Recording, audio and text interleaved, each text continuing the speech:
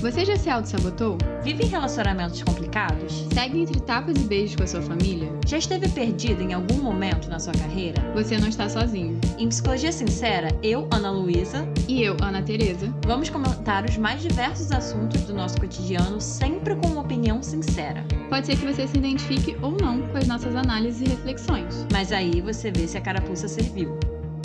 E aí, pessoal, bem-vindos a mais um episódio de Psicologia Sincera. Hoje é o quadro mais querido aqui do nosso podcast, que é o Analisando. Vocês conseguem ver o leve trocadilho aí que a gente fez. E você sabe do que eu tô falando. E o que é esse quadro, se você chegou aqui nesse podcast, nesse episódio? É um quadro que os nossos ouvintes enviam histórias pra gente e a gente tenta juntar histórias que têm uma temática em comum pra gente poder falar sobre. Fofocas do bem! A gente vai analisar as histórias e dar uma orientada, muitas vezes, trazer alguns questionamentos sobre alguma situação que você esteja passando. Se você quiser participar desse quadro, você pode enviar a sua história pro podcastpsicologiasincera@gmail.com, que a gente recebe por lá, a gente sinaliza quando a gente recebeu o e-mail e tudo mais. E aí você pode aguardar por aqui, que a sua história vai sair por aqui, ou pela nossa área de apoio, que eu também quero deixar o convite aqui pra vocês, que se você ainda não é um apoiador aqui do nosso podcast, você vai lá no Orelo e se torna o nosso apoiador sincero. E você tem direito a um episódio extra por mês, tirando toda a nossa biblioteca de conteúdo, que já tá lá de episódios extras que estão só no Orelo. Além de prioridade também na hora de ler as histórias, porque se você é o nosso apoiador, você vai ter uma prioridade por lá. A gente tem um esquema lá que você vai ficar sabendo depois que você entrar ali na nossa comunidade. Você vai abafar. E o podcast não estaria aqui no ar se não fosse por vocês apoiando a gente. Então a gente quer deixar um beijo muito grande aí pra vocês, porque vocês realmente fazem a diferença por estarem ajudando aqui o nosso projeto a estar no ar. Então bora de primeira história? E única história, na verdade? Hoje tem um pequeno detalhe que a gente resolveu escolher uma única história, de vez em quando a gente faz isso. Que é uma história bem longa, mas eu acho que é uma história que combina muito com o nosso público aqui, pra falar sobre família, relacionamento, enfim, dá um 360 na vida da nossa ouvinte que mandou a história. E como é uma história longa, eu acho que ela mereceu um episódio sozinha pra gente conseguir falar as coisas com calma. Então, única história hoje. Olá, meninas! Acompanho o podcast e adoro cada reflexão, pois me ajuda me levando a pensar fora da caixinha. Tenho vivido momentos de grandes conflitos e mudanças de posicionamento. Tenho 38 anos, sou casada e tenho 2 filhos, um menino de 12 anos e uma menina de 8 anos. Minha infância não foi muito bacana, não. Lembro de poucas coisas e as poucas que lembro são momentos de tristeza, onde era sempre comparada e desqualificada, ouvindo que não era igual a vizinha, que era feia, tinha cabelos horríveis, pés grandes, pernas finas, magra demais, enfim. Na adolescência, aos 11 anos, minha mãe descobriu que estava grávida. Eu fiquei muito feliz com a notícia, porém minha mãe odiou e ficou muito mal. Então comecei a ir para o serviço com ela é diarista, e assim eu ajudava nos trabalhos domésticos para aliviar o peso devido à gravidez. Quando meu irmão nasceu, me lembro dela sempre mal e isolada no quarto escuro. Quando precisou retornar aos serviços, me comunicou que iria me tirar da escola para cuidar do meu irmão. Eu fiquei mal, me sentia péssima, pois estavam tirando a única coisa que eu tinha vontade de fazer na vida. Eu queria com todas as minhas forças estudar. Me admitiam no turno da noite, embora menor de idade, ficando matriculado na parte da manhã, porém assistindo aulas à noite. Era decepcionante, mas era o que eu tinha. Meus pais viviam para o meu irmão, que tinha problemas de saúde, convulsão, e talvez por cansaço me exigiam e brigavam muito comigo. Nesta época, eu pensava em como seria uma bênção morrer e ficar livre de toda aquela dinâmica esquisita. O tempo passou e comecei a trabalhar para mim e não mais com a minha mãe, até porque com ela não recebia um centavo. Aí decidi correr atrás do tempo perdido para poder pagar um cursinho e tentar vestibular. Minha mãe foi contra, falando que eu tinha que continuar pagando as contas da casa. Ela passava muito aperto porque ganhava pouco e pagava escola particular para o meu irmão. Reclamei com o meu pai, mas ele, como sempre, não fez nada e as brigas e desentendimentos com a minha mãe permaneciam. Quando completei 22 anos, conheci meu marido, noivamos em 2 anos e quando acabei de bater laje na casa que estava construindo, descobri que estava grávida. Fui contar para minha mãe e posteriormente ao meu pai e eles me deram 30 dias para sair de casa, sendo que nunca dei a eles trabalho por malcriação ou preocupações por gostar de festas e noitadas e mais. O meu dinheiro era usado em grande parte para pagar as despesas da casa, já que eles estavam apertados pagando a escola do meu irmão. O nome mais carinhoso que recebi do meu pai foi prostituta, e por 30 dias me tratavam como se eu tivesse uma doença contagiosa, saindo do mesmo ambiente em que eu estava para não ter que olhar para mim. Casei dentro de 30 dias, conforme ele determinou. Só casei no civil, que era o que dava, já que estava apertada com a construção da minha casa. Eu implorei para eles irem no casamento e depois de chorar e me humilhar, eles foram. Mas se negaram a ir no jantar que a família do meu marido fez. Eu sinto tristeza de ver as fotos, pois meus pais estavam com uma cara de derrota e desgosto que nunca vou me esquecer. O tempo passou e acabamos nos reaproximando, e eu sempre tentando agradar e ajudar. Meu marido ficava muito bravo, pois não achava justo. Já brigamos por diversas vezes por essa questão dele não aceitar minha família, entre aspas. Consegui retomar meus estudos em 2021 e me decidi por psicologia. Realização de um sonho que tinha 18 anos atrás, porém na pandemia meu marido precisou trabalhar fora da cidade e eu não tinha como deixar 2 crianças sozinha para irem para a aula. De dia eles ficavam na escola para que eu pudesse trabalhar, mas à noite eu não tinha o que fazer. Resolvi pedir para minha mãe que ficasse com as crianças de 6 às 8h30, que é a hora que minha filha mais nova estaria dormindo, e de 8h30 às 10, poderia deixar eles sozinhos por estariam dormindo, estaria chegando da faculdade. E de toda forma ela estava do lado da minha casa, pois mora do lado. A resposta foi: quem pariu, mantém e balance. Você já está velha para mexer com essas coisas de faculdade. Larga isso e vai cuidar dos seus filhos. Fiquei mal, não questionei e agradeci. Contei para meu marido e ele conversou com a mãe dele, que não só cuidava das crianças, mas morou comigo para me ajudar enquanto o filho não voltasse do trabalho fora. Foram 2 anos. São vários casos que não cabe tudo aqui. A história é longa, mas percebi que por mais que eu faça por meus pais, eu não sou querida, estimada, desejada, amada. Eles só me procuram quando têm problemas ou precisam de alguma coisa. Até ouvir do meu pai que minha mãe o estava traindo e ele estava desconfiando que eu não era filha dele. Depois de 30 anos ouvi isso, então resolvi que não consigo mais. A gota foi o plano de saúde que fiz para eles, na tentativa de ajudar, já que não ajudo-os financeiramente. Atrasei por dificuldades financeiras e eles queriam incluir a minha avó, que atualmente fica aos cuidados da minha mãe. Aí expliquei que não estava conseguindo manter e não poderia incluir até ajustar a situação. A minha despesa está muito alta devido à faculdade, escola das crianças e formatura. A minha mãe ficou com raiva, parou de falar comigo e meu pai veio tirar satisfação de por que não estava pagando e também que precisava resolver por causa da minha avó. Para botar fim nessa dinâmica horrorosa, fiz um bolo de cenoura, pois foi aniversário do meu pai e eu não estive lá e não fiz questão de estar. Então eu levei o bolo e chegando lá, a minha mãe estava com cara de desgosto, que é a cara que ela faz quando algo não sai do jeito que ela quer. Meu pai se aproveitou da situação e veio me questionar na frente dela sobre quando atualizará a situação. Expliquei a ele que já tinha falado com a minha mãe e que eles poderiam fazer um plano para minha avó com o salário da minha avó e que eu estava muito apertada e não conseguiria ajudá-los. Ele nunca me ajudou com nada e dessa vez falou que iria pagar parte da dívida para que pudesse liberar e incluir a minha avó. Agradeci, falei que não queria e que estaria tirando eles da minha dependência no plano para que pudesse eles mesmos arcarem com isso, andar em dia e incluir a minha avó. Fiquei chateada pela forma que foi, mas não aguento mais. Acho que demorou, mas cheguei no meu limite. Obrigada, meninas. Muita coisa, né? É muita informação. E a vontade de dar um abraço em você, ouvinte, porque deve ser muito, muito, muito difícil. E até no final, depois de passar por inúmeras situações que eu acho que você nem trouxe, né? E você falou que tem muito mais missa, né? Do que já aconteceu. Você ainda foi cuidadosa o suficiente para levar um bolo de aniversário e comunicar sobre isso. Porque tem gente que só chega, tira o nome e quando a pessoa precisar, quando a pessoa for olhar, o nome já saiu. Então, sinto muito por tudo que aconteceu, porque é extremamente abusivo o que a sua família faz com você. Quando eu tava lendo essa história também, eu tava pensando por um viés que eu não sei se faz sentido pra quem tá ouvindo, não sei se vai fazer sentido pra você, de olhar também a história de vida da sua mãe. Por que eu tô pensando nisso? A sua mãe era diarista, então sua mãe não teve perspectiva na vida dela, talvez, ou nem oportunidade de ter uma escola, ter uma educação formal, muitas vezes ter um ensino superior. E eu fico pensando se ela não replicou isso com você. Até porque eu também tô entendendo que na história, sua mãe não só tem essa questão de ter sido diarista, como também ela depois decidiu ser dona de casa para cuidar do seu irmão. Então eu fico pensando se dentro dos valores de vida, dentro do que a sua mãe entende do que é ser mulher no mundo, dado que você é mulher, porque ainda tem isso. Você e seu irmão têm diferença de gênero, seu pai é provedor, sua mãe é cuidadora. A partir do momento que essa é a visão de mundo dela, ela também não estava tentando te colocar no papel de cuidadora e deixar o seu irmão num papel de provedor, porque ela pagava ensino formal pra ele e pra você não. E eu fico pensando que é uma limitação dela, obviamente, né, de ver o mundo dessa forma e impor essa visão de mundo pra você, mas que talvez ela não acreditasse nesse futuro profissional, não acreditasse que você pudesse conquistar essas coisas, coisas, até porque talvez não fosse um lugar de uma mulher, no que ela entende. Eu tô pensando por esse lado, não sei, é porque eu não tenho acesso à sua mãe, mas eu fico pensando que ela vai te limitando porque ela foi limitada e também pode ter se limitado também nesse meio tempo.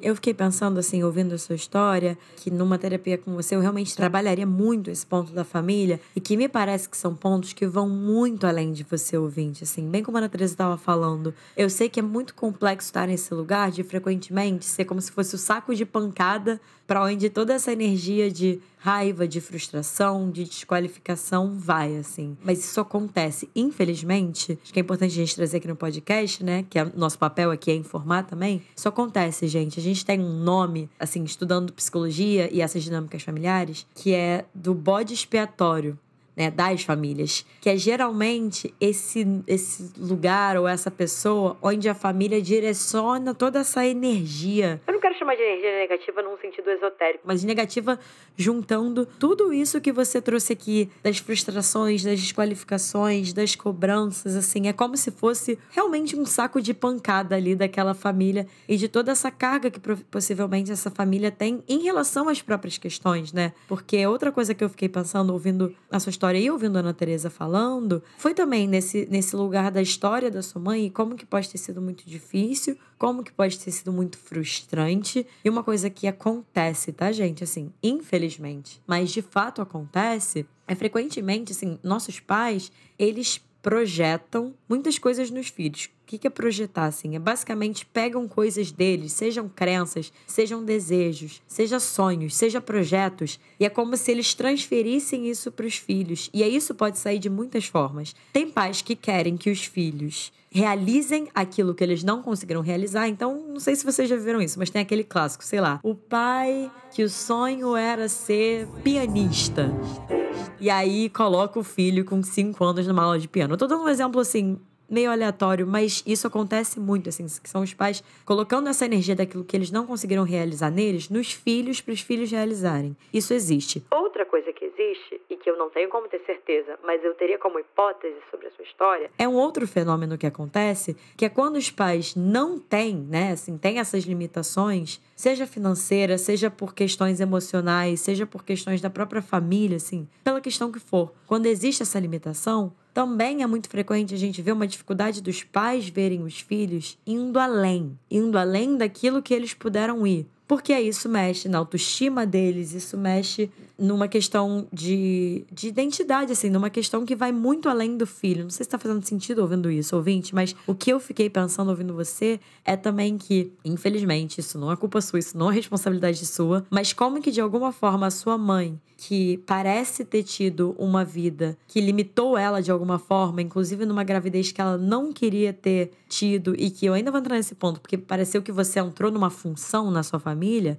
que é de cuidar também, assim, é de ser basicamente como se fosse ali aquela muleta pros seus pais, para eles terem esse suporte em você, porque eles não estavam conseguindo dar conta dessa parentalidade nesse sentido de serem pais, de serem responsáveis. E a partir do momento que você tenta sair desse lugar, dessa função que você ficou de cuidar, de ajudar, seja com o seu tempo, seja com o seu dinheiro, seja com a sua saúde mental, se essa é a sua função, e isso também acontece, outra informação para dar para vocês, né, que a gente tem funções nas nossas famílias, né? Aí basta uma terapia aí que tenha esse viés pra gente chegar nesse ponto. Parece que na sua família é essa. E quando você vai contra isso, tem uma retaliação. Porque, entre muitas aspas, você tá fazendo diferente do que você deveria, da sua função. E se a gente for parar pra pensar, sua mãe passa por questões de saúde mental que ela não olha. Seu pai também deve passar, mas eu tô entendendo que na dinâmica da relação, sua mãe é mais ativa e seu pai abaixa a cabeça pra tudo que ela quer, né? Por isso que a gente tem menos informação sobre seu pai pra falar sobre ele. E seu irmão também ficou bem de canto na história. Então a gente não sabe se sobre as disfuncionalidades dele, porque alguma vai ter, porque é uma família muito disfuncional.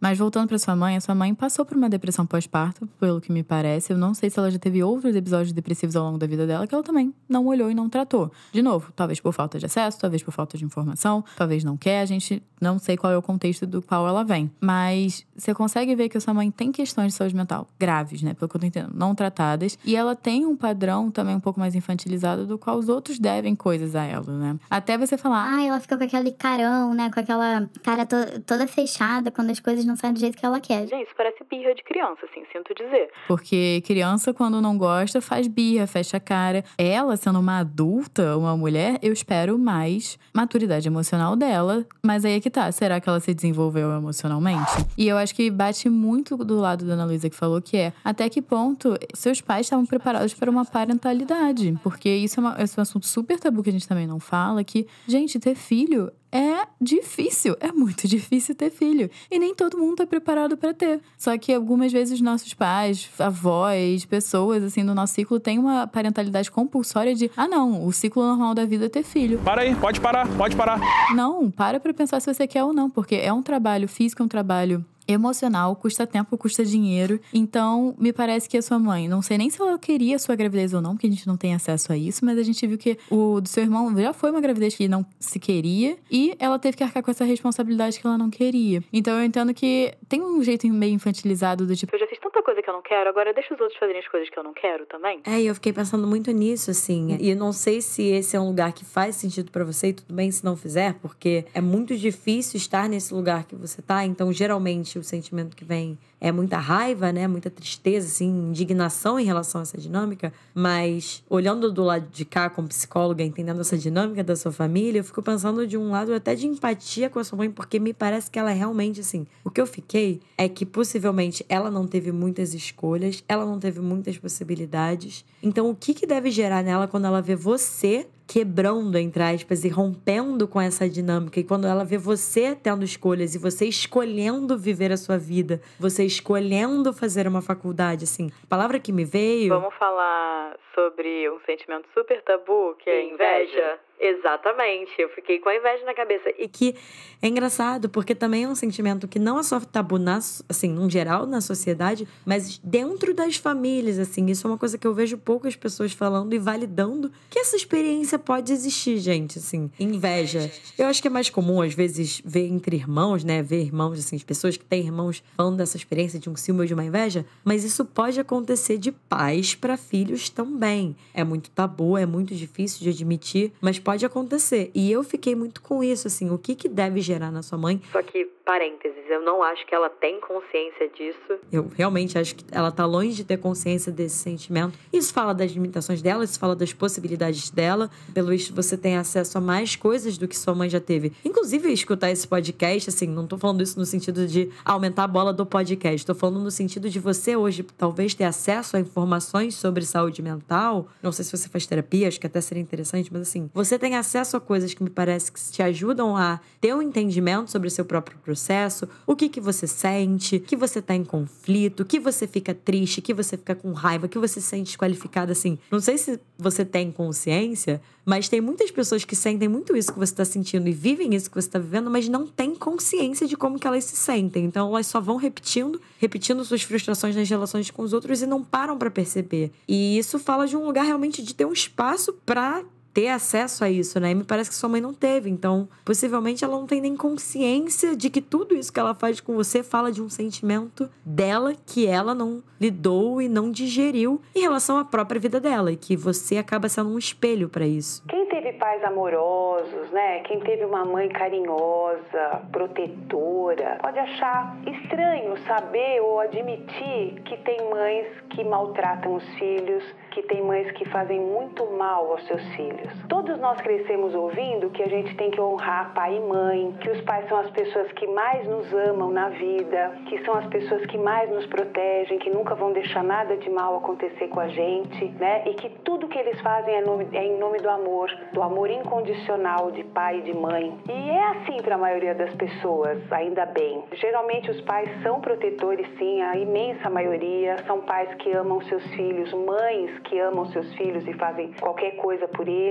E nós temos que honrar pai e mãe, sim. Mas e quando uma pessoa não teve uma infância segura, com amor? Como é que fica? E eu também quero ressaltar aqui no episódio, para não ficar só a gente falando também sobre sua família, mas a gente também trazer você. Durante toda essa história, eu acho que eu fui vendo, assim, o quanto eu admiro você, porque você vem de um lugar, de uma família totalmente disfuncional, onde seus pais, não é nem que eles não torcem por você, eles jogam no contra, o que é pior ainda. De sobrecarregar você, de tirar você dos seus estudos, que era uma coisa que você amava fazer. E mesmo assim, você começou a entender que isso daí não fazia bem pra você, e você começou a trabalhar pra você mesma, pra você se sustentar. Você conseguiu achar, pelo que eu tô entendendo, né? O seu marido é um relacionamento do qual você gosta de estar. Você criou um núcleo de familiar seu que você também gosta de ter e que você é cuidadosa com seus filhos. Você não necessariamente replica esses abusos da mesma forma. Então, eu tô aqui querendo mostrar o quanto de força tem dentro de você de fazer diferente. Porque, gente, vocês não têm noção do quanto é difícil fazer diferente de onde você veio. Então, eu quero ressaltar essa força pra você não achar do tipo,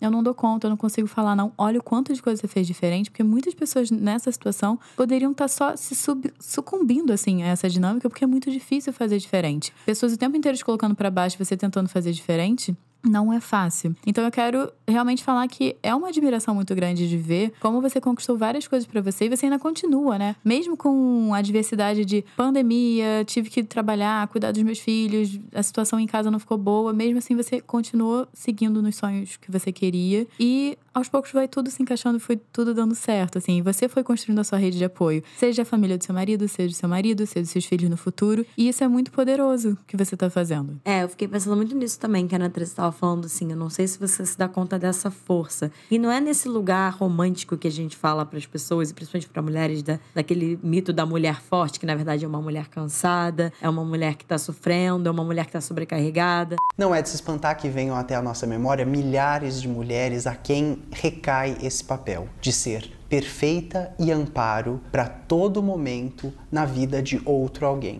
Você provavelmente vive tudo isso que eu acabei de falar. Mas, assim, de fato requer muita força, gente. Porque não só tendo vivido isso pessoalmente, como vendo como psicóloga no meu consultório, é muito difícil sustentar esse lugar que você está sustentando. De colocar limites, de colocar eles no lugar deles e ver que você não tem responsabilidade disso e bancar esse lugar. É muito difícil, assim, requer muita força e muito desgaste. Até quando você começou falando que você tem vivido momentos de grandes conflitos e mudança de posicionamento, fiquei muito com isso, assim. É um conflito mesmo.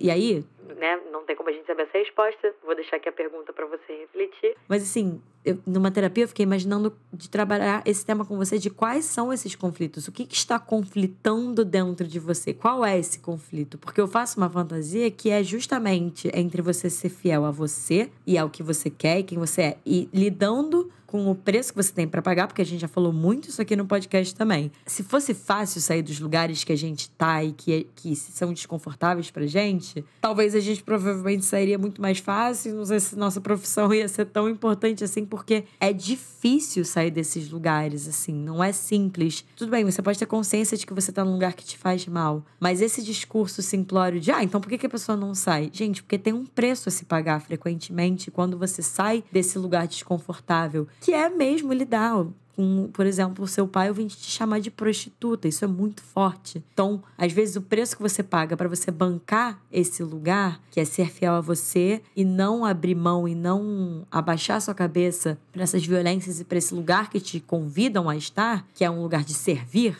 a eles e ajudar a eles, o preço que você paga é você lidar com mais essas outras violências, né? Então, assim, é muito por isso que, inclusive, as pessoas ficam nesses lugares desconfortáveis, porque, às vezes, assim, esse lugar de bancar a retaliação é muito forte. Eu imagino que esse conflito tem a ver com isso, né? Eu vou ser fiel a quem? Eu vou lidar com o quê? Qual é o preço que eu quero pagar nesse momento? É ser fiel a mim e desenvolver minha vida, sabendo que eu vou estar decepcionando essas pessoas, que essas pessoas vão estar com raiva de mim, que essas pessoas vão me xingar, que essas pessoas vão me manipular, que elas vão tentar fazer de tudo pra me puxar, ou eu vou continuar sendo fiel a eles pra talvez abafar um pouquinho essas vozes tão violentas sobre mim, mas abrindo mão também, provavelmente, assim, de um desenvolvimento individual seu em relação à sua vida. É difícil mesmo, assim, né? Eu também fico pensando que pra você bancar esse lugar onde você gostaria de estar, que você tá caminhando pra ir, é você também abrir mão desses pais, dessa figura de pais, eu acho. Porque você já entendeu que seus pais não são pessoas que te tratam de uma maneira legal. Isso eu já entendi que você já processou. Mas existe um lugar que muitas vezes que você gostaria de ter uma mãe, você gostaria de ter um pai pai no sentido figurativo, assim. No sentido de você gostaria de ter um lugar de cuidado, de conforto, de calento, que você não tem com eles. Eu entendo que ainda talvez exista uma certa idealização do lugar da família, até porque eu acredito que você valoriza família, né, o valor família, porque você construiu a sua. Então, é algo que você valoriza na sua vida. Mas talvez você vai ter que abrir mão de que, por mais que você quisesse uma figura paterna, uma figura materna, que nem a gente vê nos filmes, na TV, a família margarina, talvez com seus pais, por conta de limitações deles, por conta da história de vida deles, e isso entra um lado até de uma compaixão, não da gente perdoar o que eles fizeram, mas da gente se colocar no lugar deles de eles não conseguem, talvez. Eles deram pra você o que eles conseguiam. E aí você vai ter que abrir mão desse lugar idealizado do que é ter a família perfeita, do que... Porque eu entendo que você é a filha perfeita, você mesmo falou, eu nunca dei trabalho, eu sempre tentei ser a filha perfeita, eu sempre tentei dar amor, só que chega uma hora que cansa, porque eu tô entendendo que você só é demandada, mas não há troca. E relacionamentos que não existem troca, né, gente, seja familiar, seja amizade, seja amoroso, não são lugares que são muito bons pra gente ficar tanto tempo, pra gente não ficar tão sugado. E eu fiquei me perguntando agora, ouvindo você, Ana Teresa, assim, de qual a função, pra que você dava, agradava, era essa filha que não incomodava, que ajudava, assim. Eu faço uma fantasia que era numa expectativa de que em algum momento você ia receber isso de volta, né, assim, um lugar que provavelmente foi isso que a sua criança aprendeu, né, ou tentou desenvolver ali como estratégia, de que alguma coisa você ganharia fazendo tanto por eles, né, mas é um lugar de muita dor, porque envolve, na minha percepção, um luto até, assim, um luto dos pais que a gente gostaria de ter tido e da gente perceber que a gente não tem. Os pais que a gente tem são os pais que a gente tem. Alguns com todas as coisas boas e também com todas as coisas ruins. Esses são os pais que a gente tem. E é um lugar muito difícil na terapia de chegar dessa aceitação mesmo, né? Assim, do que a gente gostaria que fosse, do que deveria ser e do que verdadeiramente é. E aí eu fiquei, assim, pensando, né? De te falar em relação a isso, assim, que esse vai ser um processo doloroso mesmo pra você processar e pra você lidar, mas que é uma chave, talvez, muito importante de virar pra você também poder se libertar, assim. Pra você poder... Como se fosse fazer uma rescisão desse contrato, assim, dessa função que você tinha com eles.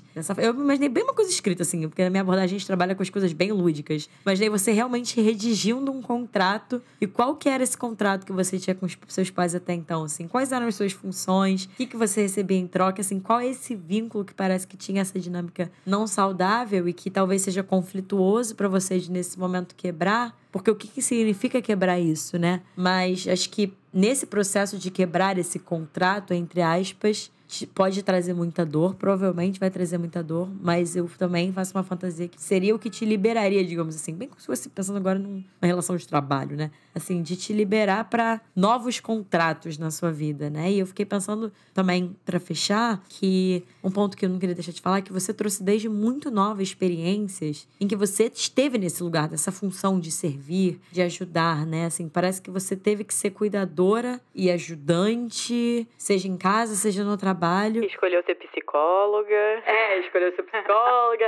Mas assim, desde muito nova. Então, parece que faltou espaço, de alguma forma, para a construção da sua identidade mesmo, assim, né? Assim, tem um atravessamento de quem você é. Então, acho que esse também é um momento de você poder se conectar com quem você é, com outros atravessamentos, com qual é o seu desejo. Porque me parece que antes você estava tão envolta nessa sua função como filha, mas não necessariamente filha, e mais uma mãe, enfim, ajudante ali dos seus pais, e menos ainda até de filha, que eu não sei se você teve muito espaço para você ter um lugar de você se conectar com o seu desejo, com o que você quer para você, o que você quer para sua vida e com quem você é. Que é geralmente onde a gente entra quando a gente tá saindo ali da infância e na adolescência. É esse grande momento que a gente começa a se deparar com isso de, meu Deus, quem que eu sou nesse mundo, né? E aí vai desenvolvendo isso cada vez mais pra vida adulta. Não me parece que você teve muito esse espaço. Então, acho que nessa quebra de contrato, digamos assim, também possa ser um momento, quando eu tava falando de você construir novos contratos, mas de você poder se conectar com quem você é. Assim, realmente com a sua identidade. Para além dessa função e para além dessa família, quem é você? E esse foi o episódio de hoje, gente. Se mexeu com vocês, se tocou em algum ponto sensível, não deixem de procurar ajuda. Esse podcast não substitui uma terapia. Se vocês também gostaram do episódio, acho que outras pessoas deveriam estar ouvindo esse tipo de conteúdo, compartilha. Bota nas redes sociais, marca a gente no @podcast Psicologia Sincera. Não deixe de classificar esse podcast também com 5 estrelinhas, porque isso ajuda demais a gente, esse podcast, chegar em outras pessoas. E também, se vocês quiserem me encontrar, vocês podem me encontrar no @Ana Tereza Cavalcante e Ana Luísa. No @psicóloga Ana Luísa Braz. A gente também vai deixar aqui na descrição do episódio o @ do nosso podcast, @podcast Psicologia Sincera, @ do nosso editor Rodrigo Moreno e do nosso designer Fernando Picamilho. E também o link para nossa área de apoio, para se você quiser se tornar um apoiador e ajudar ainda mais esse podcast, vai estar aqui na descrição do episódio. E é isso, gente. Um beijo e até o próximo episódio.